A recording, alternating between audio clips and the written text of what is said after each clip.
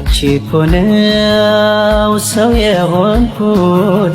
ዛሬ እዚህ ላይ የደረስኩት ላደረግሽልኝ ለውለታሽ አትጠብቂ ክፉ ምላሽ ለማጋነን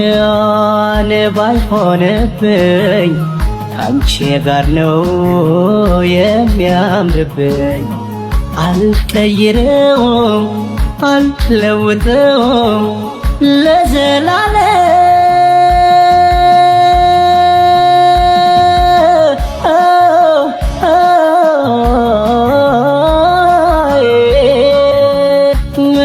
ወድሻለው